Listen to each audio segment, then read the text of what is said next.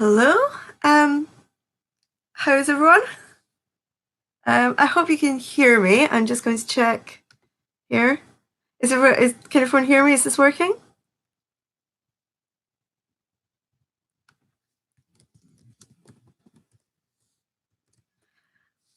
Um, I just want to say a huge thanks to James for his introduction there, um, and also to the whole Brief Encounters team. This is going to be fairly informal, and I think one of the things I was going to talk about was really going to be kind of why I wanted to put this article forward in the first place. And I think working with Brief Encounters, because this came basically when I went to them, this was just it was just kind of conference paper, and it was quite close to deadline, and they've been really supportive in kind of letting me and working with me and working with peer reviewers to really get that has been in this journal. So I want to say a huge thanks to that whole team, and I kind of know from experience how difficult it is pulling together a journal. You've done such a fantastic job. I'm looking forward very much to reading the other people's articles as well. I think today, when I was looking at some stuff online, it really reminded me kind of why I wanted to write this article in the first place. The article is called "The Oceans Are Rising, and So Are We," and it's kind of about what I view as the utopian discourses as the school strike for climate movement. And I look at various quotes from articles, from newspaper articles, from websites of the movement, and a lot of articles from Greta Thunberg herself, because I've not actually had the time to actually access the voices of the children who've been involved and the young people who've been involved in this movement directly. But the reason I wanted to speak about it was because I found that actually a lot of the reporting on this was really not kind of digging into what people were saying. Quite often it was undermining what people were saying themselves. And I really didn't think it was digging into very fairly what this movement was about, what it was trying to say. Now, just the other day, I saw an article online. It was on the Express. I'm thinking, why did I even click on it? But it said, the headline is Greta slammed for spreading fear at coronavirus as Twitter post backfires. And the article goes on, it's got big pictures of Greta going, oh, she's spreading fear, it's dreadful. And when you go, if you scroll down the article, you see what she's actually said. She said, this is one of the biggest challenges the world has faced. She's saying, actually, school strikes, people who are wanting to strike and protest, please do digital to strike. Please listen to what your governments are saying. Please stay safe. She's not saying anything particularly terrifying or anything other than what's already being said. It's all very measured. And I feel that these voices are being constantly misrepresented. Whether or not I've done any justice to representing them in this, I don't know, but I felt kind of applying a kind of serious academic methodology to approaching them, and trying to understand them was something that's needed, and I guess we're going to increasingly see. So the article itself, it uses a kind of utopian approach to try and understand the movement. And for those of you who don't know much about kind of critical utopian theory, the idea, I draw on a lot on a philosopher called Ernst Bloch, and he views utopia as not a place, not a destination, but an ongoing and critical process. And this process, it must be grounded in critique, it must be grounded in understanding of what he calls the darkness of the lived moment. And it can mean quite a lot of different complicated things. But I think when we think about it in relation to the climate crisis, it makes a lot of sense. That this is starting the darkness of the lived moment, where we don't know what's going to happen next. The darkness is the darkness of uncertainty. It's darkness of fear, of alienation, where we kind of exist in our own blind spots. But what the utopian thinking is also about is these kind of cracks of the darkness, this hope that can also exist. So we must kind of critique the darkness of the lived moment, we must understand it, but we must also try and understand that there is possibility and there is hope for change. Within utopian theory, there's always this normative assumption that a better world is possible. It's not necessarily predetermined or absolute, but that there is that possibility. So that's the kind of framework I'm using to approach this, and I'll maybe have time to talk about a couple of other kind of elements of utopian theory. I'll try not to keep you too long. one of the things I was looking at, this is a very professional piece of research. I'd love to do more. I'd love to actually go out and speak to some young people and look at, obviously, kind of how this is operating in different languages in different countries. So as I go through the article, I try to identify that, and I very much try to locate it within the critique of the whiteness of green, because that is part of the critique of the darkness of the lived moment itself. So that's kind of, the whiteness of green is kind of recognizing the kind of colonial roots of the climate crisis. It's looking at the ways in which it reinforces privilege along racial lines, replicates like narratives of the kind of like superior North and inferior South that are colonial and deeply problematic. It also considers going through that while there's a lot of bodies on the streets protesting, that there is like people who cannot protest for various reasons. And that could be for fear of discrimination, it could be not particularly getting out. And this exists within, this connects a lot with the other writings that I'm doing on activism and like higher education as well, and resisting the marketization of education. There's also, obviously, within the limited pool of research I've got, there's a lot of invisibility of voices. Only certain people are able to speak or will speak to papers and things. So, but recognizing that those kind of limitations, the kind of narratives that I think are coming out of this movement that are not necessarily looked at are things like how this is not just a kind of criticism of adults not listening to science. It's not just a criticism of the inertia towards the climate crisis, but actually about the kind of underlying causes. And so by kind of by these kind of modes of resistance, by taking themselves out of school, by going on marches, by creating placards, by going online and speaking out, young people are doing a whole variety of things as part of this movement. By removing themselves from school, they are very much kind of taking themselves out of some of the narratives of capitalism and critiquing it directly. You hear them speaking a lot about actually, what's the point of going to school? What's the point engaging in these processes if we're not going to have a future? And a lot of processes within this kind of school movement, if you think about how we're actually kind of creating people and how we're kind of preparing people for university employment, children and young people are being created, they're being seen as cultural capital. And I think you can argue that by taking themselves out of school, by making these statements, making these actual moves with the embodied process of taking themselves out of school, they are critiquing capitalism very directly. They are putting on hold their own future in capitalism to say we need something outside of it in order to resolve it. And I think there's a lot of that happening within the movement. It's not just a negative movement, it's sometimes seen as very negative. Resistance within this, the very act that resistance is happening, I see as anticipation. There is a strong narrative that it's not too late that occurs.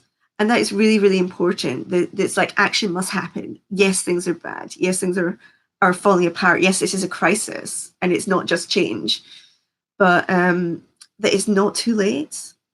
And that is that element of hope. But this hope isn't unbounded. It's very, very much, it comes from anxiety. It comes from fear. And this is what Kev Blockwood describes, this idea of militant optimism.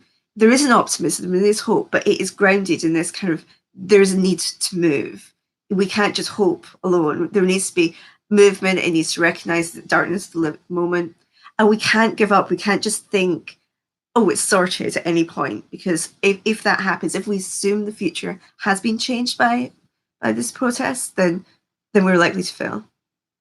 And there is like kind of a lot of, in Thunberg's speeches, as much as she's like, act now, we need action now, she recognizes the amount of people who have already died, who, for whom like it's already too late. So there's this like kind of tension between these two elements. I realize I have, I'll just speak for another couple of minutes and then I'll take some questions. So I'm almost coming to the end. Alongside this, there's her idea of, this idea she speaks about cathedral thinking, Thunberg, and she says that we don't need to know what the ceiling looks like in order to start building the walls. And this links very much again to utopian theory. Bloch's idea of utopian theory is it's continually opening, and it's continually kind of breaking apart and being self-critical, there's space, although I've not had time to go into it here, this idea of everyone kind of exists in a different now. And so within this idea, there's space for lots of different approaches, different solutions.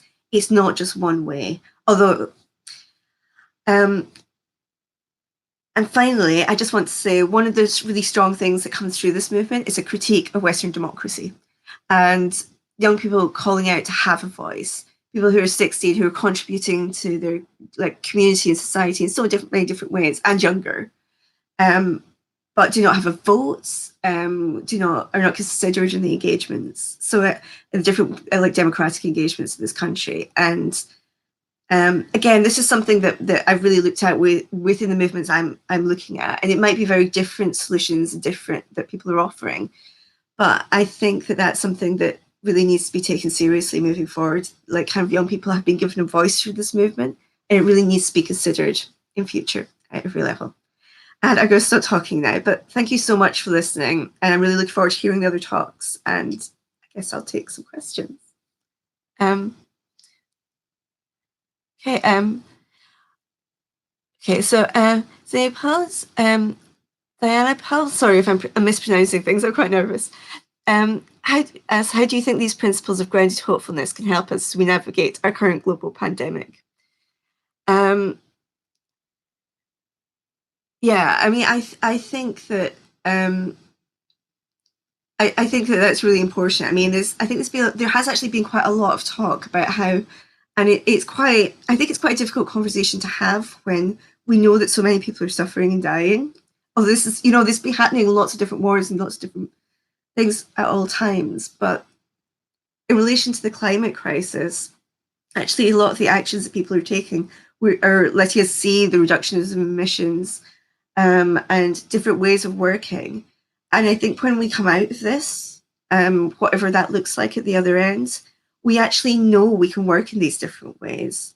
It will it will have transformed us because we'll have done it, because we've been forced to do it.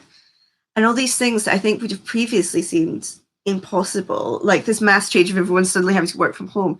Maybe this is what we should be doing straight away, as soon as we realised how bad things were with emissions, So I think that the kind of way in which it's making us materially engage with each other and with the world in a different way is going to transform things.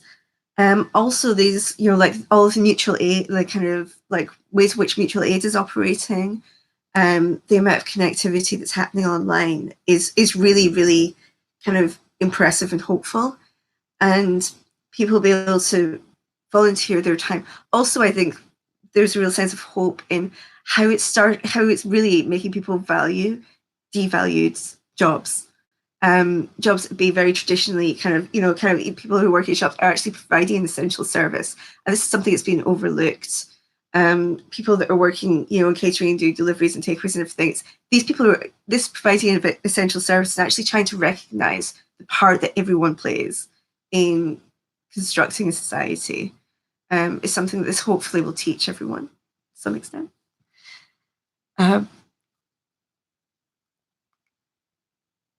Sorry, I'm now looking at context of children. Sorry, there's more to this question. I'll come to Jay's question and maybe we'll come back to the other one. Sorry. In the context of children specifically, I was wondering if you'd looked at differences in engagement and support depending on their backgrounds.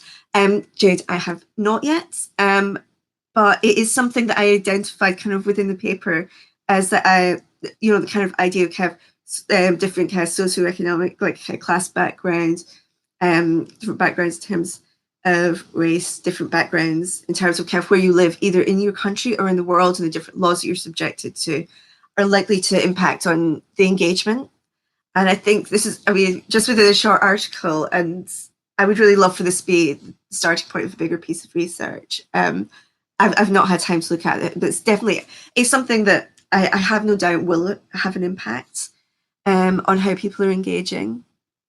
And obviously we can provisionally look at other types of activism and go, well, actually, there's always going to be certain bodies who are more discriminated against. We know about kind of institutional racism within the police, where there's likely people who I do not feel safe to go out and protest. And there's likely people who are, might not have the support from their families to do so. There might be people who are, like I said, there's other countries where laws around protest completely forbid people from engaging in kind of protest, and to do so would be illegal, and that's a different type of risk. Um,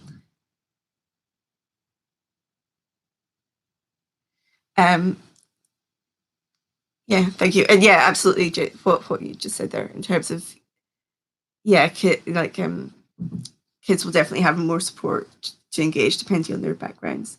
Sorry, this is a bit strange to do this way. I hope it's still okay. Tasha, how can we challenge intersections of oppression in the climate revolution, particularly with regard to white privilege? Gosh, that's huge. I think that first of all, we need to be identifying it and recognizing it. And certainly, when we're doing research, it needs to be foregrounded more. It's something that we, it's hard to start with ourselves. That is where these things begin. But I think that there's like within this research kind of moving forward, what I'd be wanting to do is try to engage the different groups. There are groups, I can't remember whether or not I mentioned like 0 Hour, that are part of like the school strike movement, that are very much looking at kind of decolonialization and racism, having these conversations, making sure they're always part of our work is really important. Yeah, I guess there are more kind of activists, like kind of making sure it's part of the activism, part of the protest. I feel like this is such a huge area, and yeah, I think kind of it is, yeah, like I said, something that needs to be constantly challenged. I feel like I'm giving insufficient answers here. How do you think Greta's identity as a 15-year-old female has informed responses to the school strike movement? Nice. So I think that particularly Greta's identity, both like kind of like as a young woman, essentially, has been, I think it's brought a lot of challenges. I think it's absolutely disgusting some of what you've seen online and kind of the responses, like even just the response to that article. She was basically saying what everyone else is saying. And then she was being like, "Oh, look at what she's done, spreading all this fear, doing all these terrible things." I think she commands a lot of respect from a lot of people. However, she's also she's also like kind of been really condemned for her age, not taken seriously. And I think that is something that is, yeah, I think it is to the intersection of being a young person and being a woman. And this idea of hysteria, which is, being applied to her, even the way in which her mental health is being discussed in a way that undermines her, rather than a way that shows just how connected she is with the crisis, is really disturbing. And I think it's indicative of what we see in the media, how women are treated in the media all over. I do think, although that she's faced down so much, and the way in which she faces down kind of world leaders, I think is incredibly impressive. And, and really that in itself provides an amazing narrative of like kind of how young people can actually stand up to that kind of power, in a very unflinching way.